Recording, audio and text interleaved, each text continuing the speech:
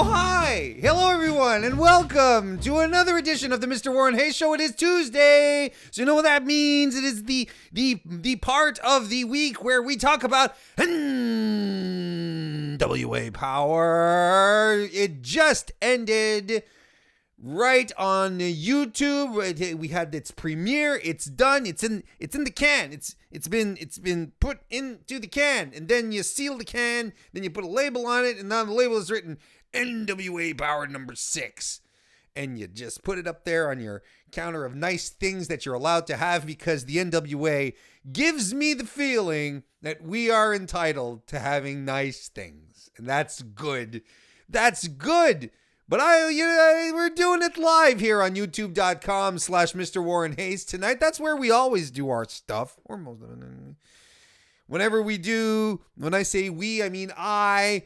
Whenever I do my own shows on Thursday evenings at 9 p.m. Eastern, and do them here, youtube.com/MrWarrenHayes. And you know what's cool is that we do it live. And we have people who join us. We have people who jump in and come to listen to me talk for some bizarre reason, but also to talk wrestling as well, such as Carlos and Anthony Gaston. We're here this evening. Thank you very much for joining us. And you know, as things go on, there will be more people who will pop in. That is absolutely sure. That's just how it goes. And if you listen to this show not on live, but maybe a little later on demand, well, you do consider popping in at some point, joining us in the chat. It's always a fun time. Or maybe you're even listening to this on your podcast application, which is fantastic as well, because the MrWarrenHayes Show is available on all podcasts everywhere. From Apple to Google to Spotify and everything in between. It's all there. Just look for it on your favorite podcasting application. It is right there. Absolutely right there. And I'm glad to be back this week to talk some more. NWA, because last week was a lot of fun. It was a great show. Another great show again this week. A little on the short side, especially opposed to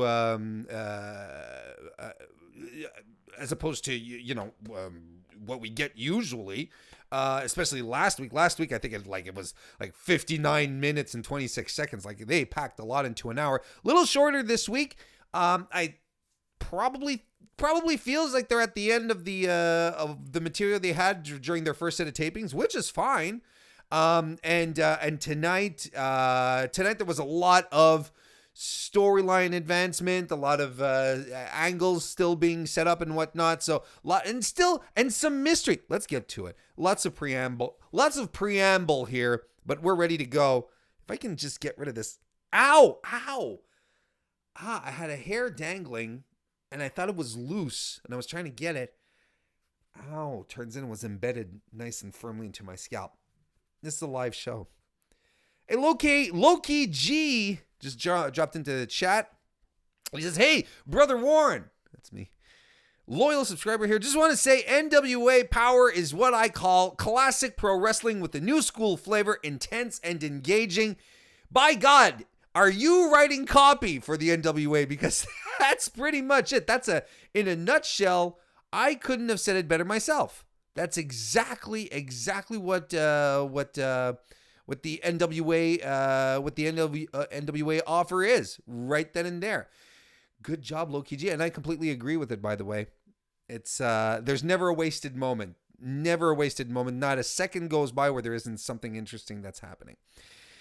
So we start off the show this week by recapping the insanity that ensued last week at the tag team match, the Rock and Roll Express, going after the wild cards. And I've said it on multiple shows. I've said it on my own show, which is every Thursday night, 9 p.m. Eastern Standard Time, and here on youtube.com/MrWarrenHayes. I've said it there, and I've said it on Fightful when I do recaps over there during the Wednesday Night War show. The Rock and Roll Express in 2019 is cuckoo bananas. They've been everywhere. They've been on NWA officially tonight. Like they were, last week too, but they were hinting at it, a couple of weeks back. They were there tonight. They were in AEW like 2 weeks ago, and then again last Wednesday. No, at the pay-per-view at Full Gear, they were there. They were in New Japan earlier this year. They were in Game Changer Wrestling, for Pete's sake. I mean, they've been everywhere this year, and it's wild. And the stuff that that 2019 Ricky Morton shouldn't exist. I know this is an NWA show, but at All Gear this weekend, he did this at Game Changer Wrestling as well. Canadian Destroyers and Suicide Dives shouldn't be done by 2019 Ricky Morton. Yet here we are, folks. I'm happy for that. I'm glad. And they're not fighting tonight. They have an interview with Dave Marquez. They basically put the NWA over. Thank God Ricky Morton can still talk, because Robert Gibson, well, God bless Robert Gibson. Robert Gibson, when you look at him closely, when you put both of them, when you put he and Nick Jackson next to each other, Robert Gibson is Nick Jackson's future. He really, really is. So Kingston and Homicide come out. They're being put over by the Rock and Roll Express. They put all over the Rock and Roll Express as the greatest tag team in history. They're very, very confident, they being Eddie Kingston and Homicide, Outlaw Inc. They're very, very confident going forward tonight in their tag team championship match, because you have two guys here who have the two legends who have put them over. So to them, it's a big confidence booster. First match of the night goes to Trevor Murdoch defeating Caleb Conley. Conley early on gets a nice dropkick on Murdoch, but Murdoch catches Conley as he's coming in for a stinger splash, and boy oh boy, he catches him so high, and he hits a spine buster from all the way up there. A huge spine buster by Murdoch. Commentary actually does a really good job here putting over Murdoch's pedigree here. Talking about his mentorship with not his mentorship, but the fact that Harley Race was a big influence on his career. Dick Murdoch as well. So positioning him very, very firmly, very squarely in a very old school style of wrestling, and it came out clear as day here in this match. Conley hit some double stomps onto Murdoch. He hits a big senton and another double stomp, covers Murdoch, who kicks out at 2, but Murdoch fights back, lands Conley down with a slam, and then hits his off the top rope bulldog to get the win over Caleb Conley. Fast, quick match. I liked it. Was fine for what it had to do. Got Trevor Murdoch over, made us understand that his style of wrestling is very, very old school. That's what we got here, but it worked very, very well with Conley. Conley, who I hope they find something good to do with him, because he is very, very talented. I want to say hello to Benoit and Daniel Price, who are in the chat. Daniel says Harley Race influenced every wrestler that came after him, whether they know it or not. There you go. Aaron Stevens comes out to talk to Joe Golly. Stevens says he no longer, he's dressed up in pirate gear, pirate fatigues. What is it? The puffy shirt and the vest. What'd you call it? Attire? Pirate attire. Piratire. I'm trying real hard, guys. I'm trying real hard. So he comes out and he says he's no longer a part of the NWA, no longer a part of pro wrestling. He doesn't want anything to do with it anymore. What happened last week, his loss, his loss. He's talking about his loss last week against Starks, but he says that loss was a miscarriage of justice, as opposed to his flesh-colored tights, which were not a miscarriage of justice. That was just a fashion statement. It was the most important fashion statement that has occurred in the entirety of 2019. This was the year that we celebrated the return or the anniversary, the anniversary of Jennifer Lopez's dress. That dress. You know what dress I'm talking about.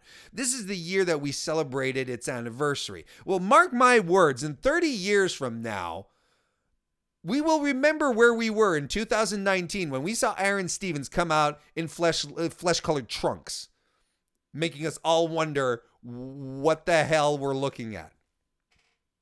So, but basically, he's ready to go. He says all he has to do is finish up an email and press send, I guess, on his phone. And the audience has nothing to do with him. And they give him the na na na hey hey goodbye song. And he says he's going to accept a role in the movie Shogun of Malibu. Can't wait to see that. I'm all for mashups. And he leaves.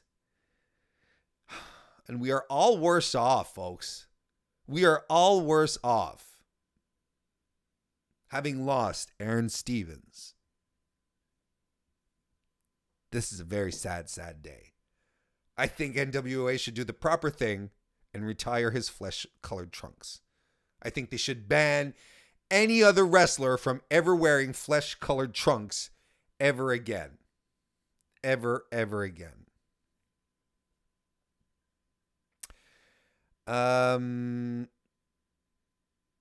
Next match we had was Marty Bell and Thunder Rosa, newly aligned, new friendship, budding friendship, or perhaps just a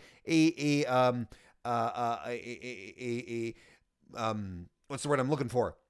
Maybe not a friendship, maybe an alliance to further each other's careers. We shall see, isn't it? But Marty Bell and Thunder Rosa teamed up tonight to take on Crystal Rose and Brooklyn Creed. Bell and Creed start off quickly, but that's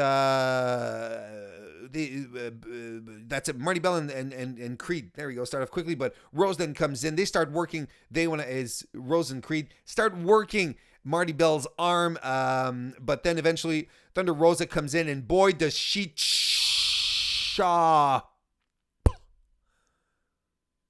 chops Brooklyn Creed in the corner. She hits a slingshot double knee drop and a running basement drop kick in the corner on Creed, which was cordon bleu. Fantastic stuff.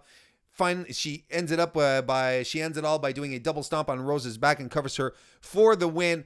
Great quick match, but it wasn't much to it. Thunder Rosa shown here. After the match, Marty Bell and Rosa are having an interview. Marty Bell says she doesn't care about her past. She doesn't care about the past anymore. What she cares about is her future, and Thunder Rosa is all about is her future. And then Rosa, speaking in Spanish through Marty Bell translating her, because Marty Bell can speak Spanish as well, Rosa says that she had a vision, that there's a woman coming back like a phoenix, and Allison Kay has no idea what's coming. Well, this is all fine and it's good. It's good. Look, Thunder Rosa is special, my dudes, my dudettes. She really is. Marty Bell is great, but yeah, Thunder Rosa just has something, and she's so good and clean in the ring. The bit of offense she got in tonight was absolutely astounding. I loved it. The post-match promo didn't like it all that much. I thought it was a little awkward. I'm all for, Marty Bell obviously still has a way to go as far as her mic work goes, but she'll never improve if you don't put a mic in front of her face and have her do it. Thunder Rosa is just so natural. I'm not sure were they trying to establish the fact that Thunder Rosa doesn't speak English? Because at some point she did start speaking English within her Spanish promo. It was a little awkward, and I hope they don't go down this vision mystic stuff too much, because I don't know. I feel it doesn't fit. I feel it doesn't fit NWA all that much, and as we know recently with certain other promotions trying out the mystic thing, it's a little tricky to get over. So we'll see. We'll see what happens. Anthony Gaston says that she got a better double stomp this week. Last week's was clearly off. And Daniel Price said, I like Thunder Rosa ripping the Spanglish. It worked. By the way, ladies and gentlemen, if you're watching this live right now, why don't you, or even if you're watching on demand here on youtube.com/MrWarrenHayes, do consider giving the video a thumbs up. That kind of stuff really helps. We see a little setup from James Storm, his the promo that he cut last week after losing the national championship. He basically says he's coming after Nick Aldis. But that leads us into Colt Cabana, who comes to chat with David Marquez. And he gets excited. He gets a little too overexcited. And he says, as a Chicago boy, I'm starting to sound like Oprah. And says, everyone gets a championship. You get a championship. You get a championship. You get a championship. And I'm like, hang on a second, Colt Cabana. This isn't WWE. Oh, snap, Warren, you went there. I tried to do the Z, but it sort of like ended up being like an epsilon or something. So basically, but he says, everyone gets a championship because the national championship, he won it for everyone in the audience. And then Ricky Starks eventually comes out. And what I like here is that Ricky Starks, this is what I like about NWA. I really do dig this. I love the fact that, they have their format, they have everything established, but they always end up like showing us that there is unpredictable stuff that happens. That where, that stuff happens, even though they have a format and we're like, oh, we're not quite sure what's happening. See, Starks comes out as not Starks, Sparks, excuse me. I had an Iron Man moment. Sparks comes out and I'm what's right. Sorry. Oh, look, Ricky comes out. And he comes out and Cabana tries to continue his promo, and he's cutting a promo on James Storm, and he's trying to continue, and he's like, okay, dude, what do you want? Why are you out here? And clearly he wants a shot at the title, so that's fantastic. Good little interview segment here. Daniel Price says my Z was a drunken Z doing a sobriety test. Yeah, pretty much. However, I'm not drunk. It really is water. Don't worry, guys. I mean, this is a full glass, right? Like, who would go for a full glass of anything stronger than water like this? A drunk, which I am not. Next, we had Dan Parker versus the question mark. Now, is this the mark that we have been hyped for over the past few weeks? Probably. And he comes in and he goes after Parker. He eats a few strikes, but the mark takes him down with a huge strike and a missile dropkick and a huge strike to the throat, I guess, and gets the win over Dan Parker, the Canadian Dan Parker. I gotta tell you, this is something we all should know here. This is something we all need to emphasize here.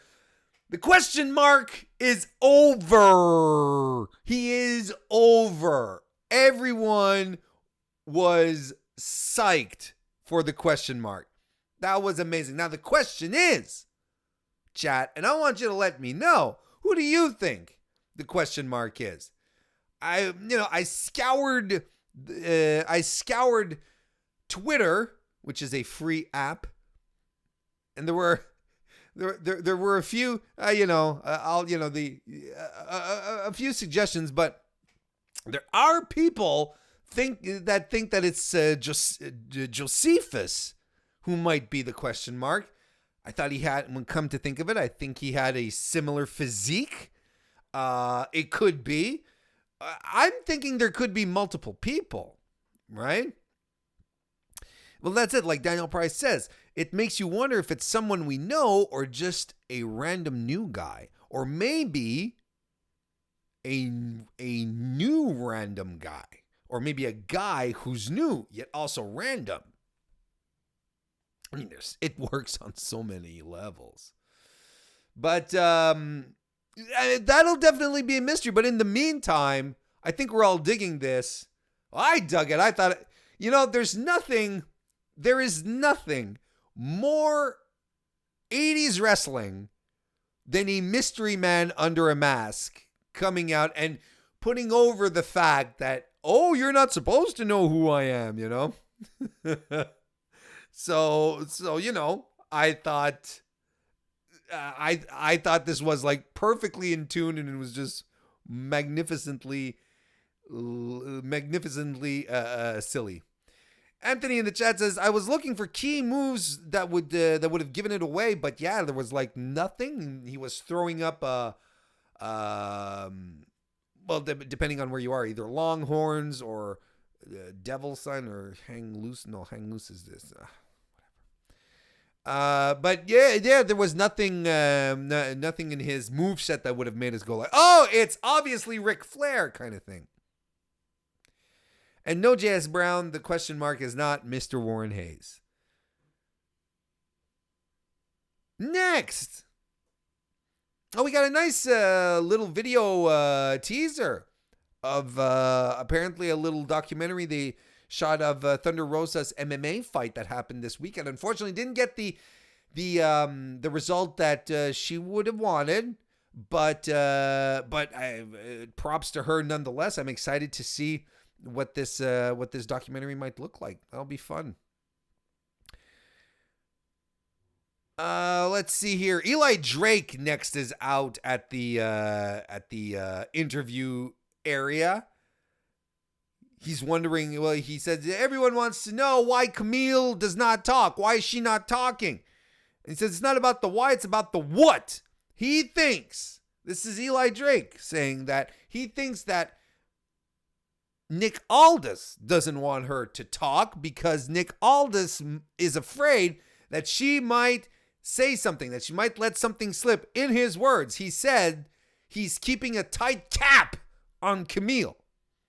And but he's afraid, basically, Eli Drake says Aldis is afraid that he will say the words that he does not want to hear, and that there is only one real man that can take the 10 pounds of gold, and that is Eli Drake. But the audience says the question mark instead just before and they start chanting the question mark. He's over. Question mark is over. What are you going to do about it? He is over.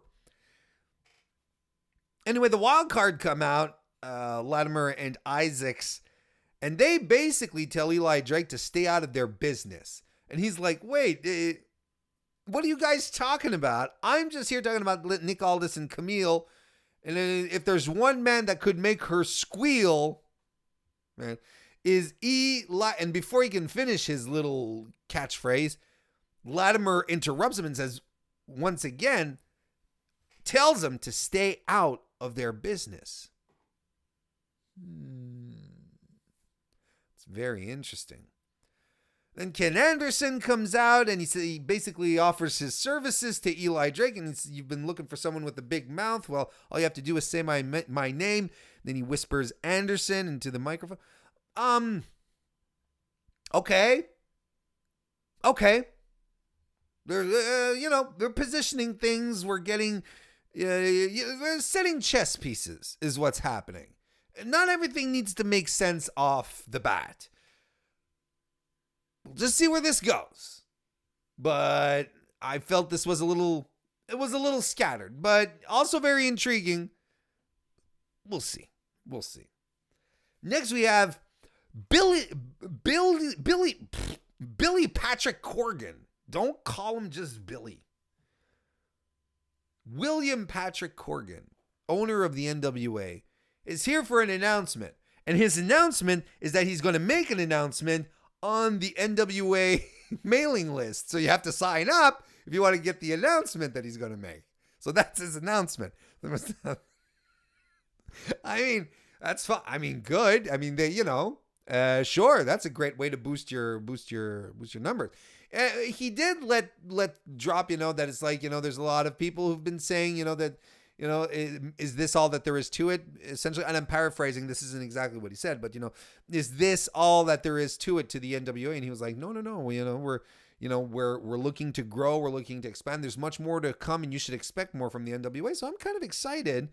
I wonder if that means they're going on tour. going to other venues, maybe to tape outside of Atlanta. That'd be fun. We'll see.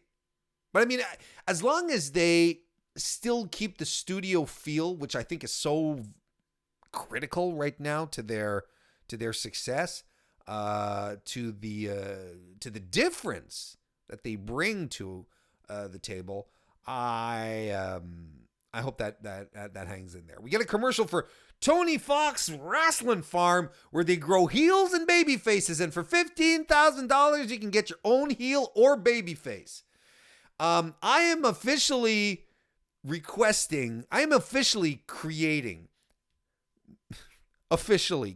a $15,000 tier on my Patreon. If anyone gives me the $15,000, I am cloning myself a heel.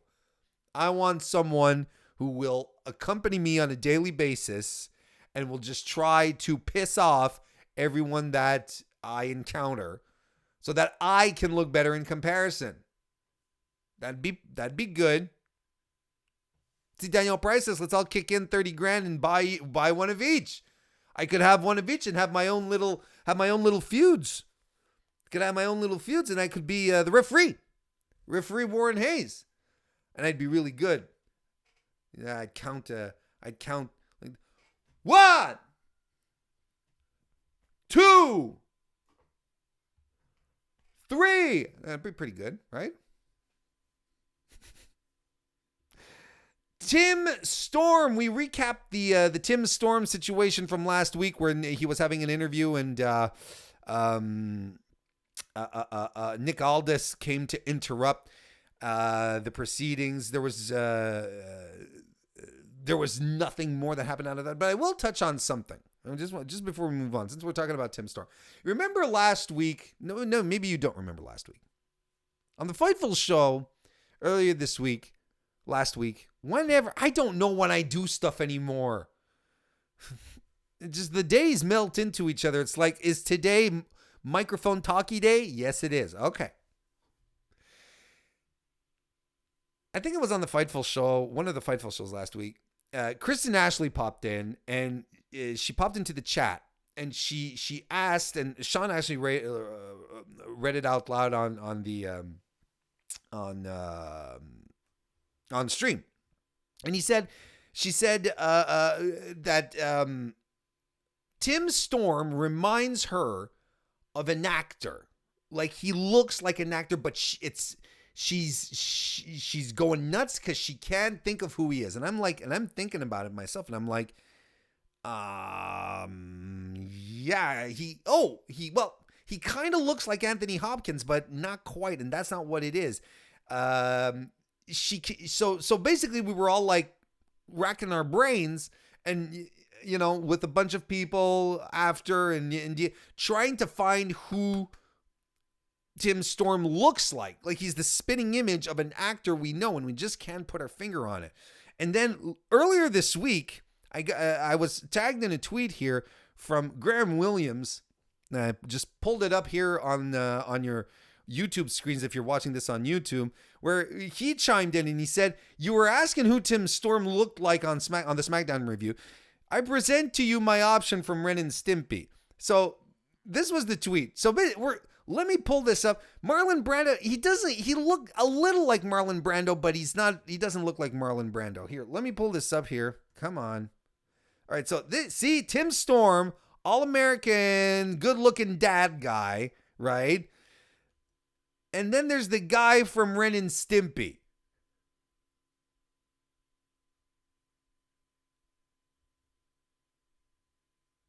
Look at this.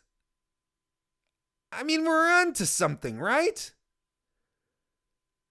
We're on to something here. And this is the closest approximation. And this is pretty close. Anyway, shout out to Graham Williams. Go follow him on Twitter. We're super close here. Soul says in the chat, how you doing, Soul, by the way? He was thinking Lee Majors. That's not bad. I have to do a side-by-side.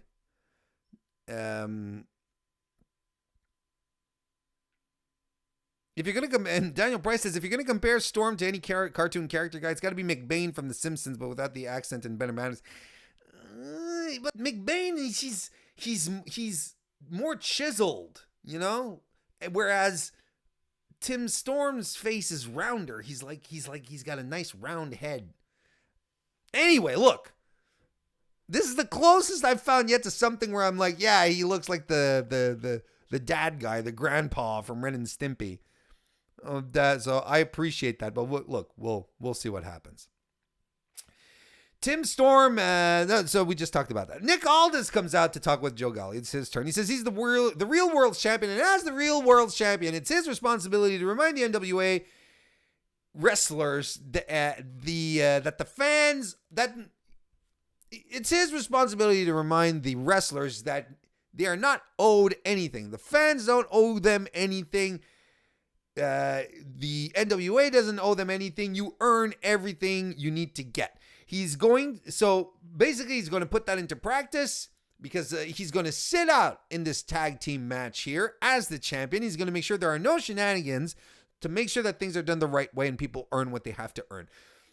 And I'm like, well, this is on one hand, very, very noble motivation from your world champion. But then on the other hand, I'm like, why? What's his interest? And you see a little earlier before, Wild Card came out and we're like, stop talking about Camille.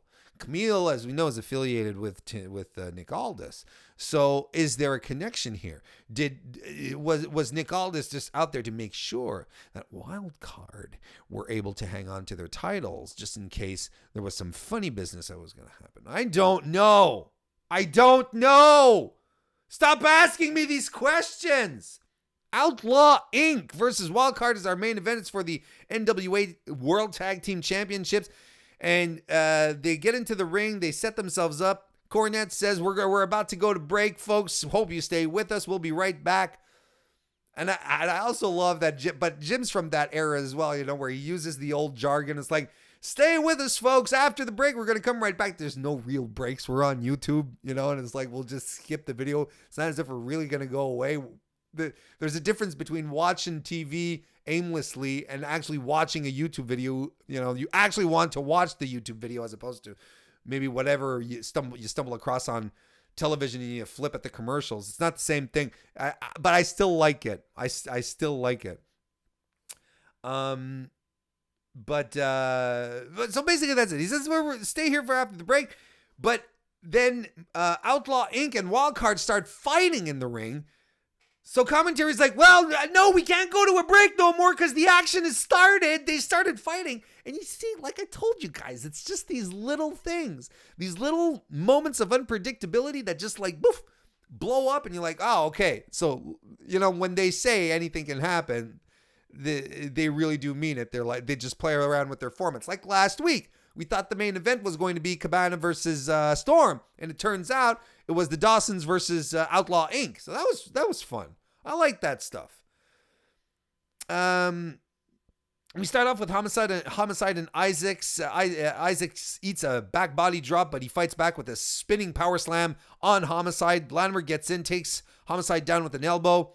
Outlaw Inc. come in with some double team action. They take Latimer down, but he fights back with a spinning kick on Eddie Kingston, and he gets put in the corner. The heels cut Kingston off, which effectively makes Eddie Kingston your babyface in peril for the rest of the match. They use some dirty heel tactics for the rest of this section here. Eventually, of course, Homicide gets the hot tag in. He hits a high angle belly to back suplex on Isaacs. He covers him for 2. More double team by Outlaw Inc. follow. Kingston then goes after Latimer. But what are these notes? That's right. He tries to lift Latimer. Kingston does. I got to take better notes next week. Kingston tries to lift Latimer into a suplex, but he can't because Latimer is such a big son of a bitch, and he drops. At first, I thought Latimer was dead weighting him. Excuse me. But no, well, apparently it was part of the angle, or if it was not, it was well played by Kingston. He drops to his back, starts indicating that his knee is shot. So, of course, Latimer goes after the knee. Homicide comes in to try and protect his buddy. Then Isaacs, they all fight. They all drop to the mat. All the guys are exhausted. Homicide dumps Latimer out to the outside.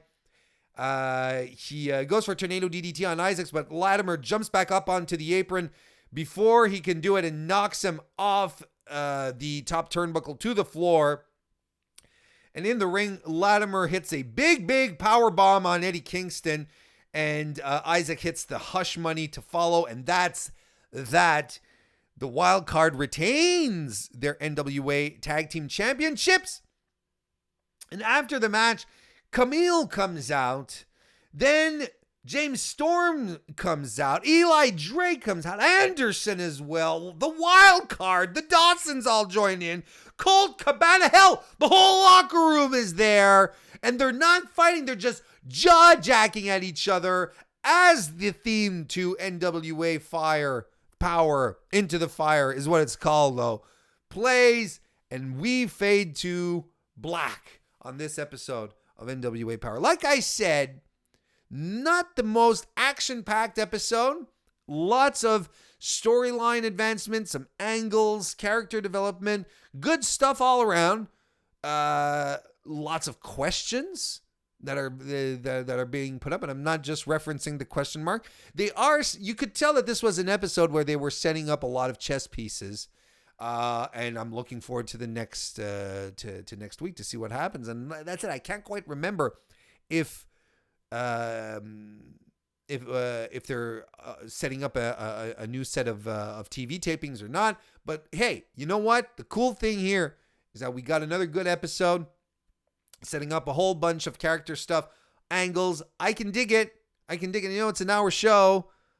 They pack in so much. And I said it last week, and I'll say it again. I said it even a little earlier this evening.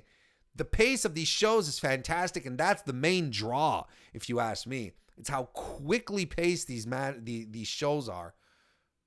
So I think it's fantastic that we get to see this for free every week on YouTube.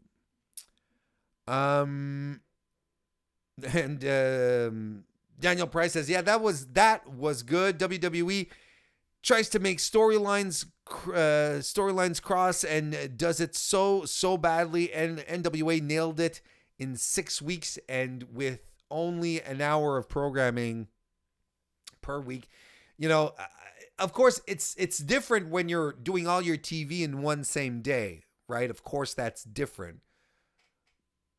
But then it's also different when you're a $1 billion company with oodles and oodles of resources at your fingertips, and you're not able to make storylines converge. It just doesn't make sense to me. Hey, you know what?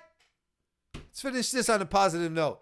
Good job, NWA, again this week. Fun little hour. Go check it out, guys. It's a fun time. And if you want to check out more stuff from your boy Warren tomorrow evening, youtube.com/Fightful. I will be joining Sean Ross Sapp and Alex Pulowski for the Wednesday Night Wars podcast, where we both review AEW, Dynamite, and NXT. So that happens tomorrow evening, right after the NXT overrun, essentially. I'll be back on Thursday for the Mr. Warren Hayes Show, 9 p.m. Eastern, right here on youtube.com/Mr. Warren Hayes. Then I'll be back on Friday on Fightful for the SmackDown Live recap show. So, ladies and gentlemen, thank you all so very much for coming and joining me here in the live chat this evening. Thank you for watching wherever you are, if it's live or if it's on demand. And if you are watching here on YouTube, do consider giving a thumbs up if you haven't done it already.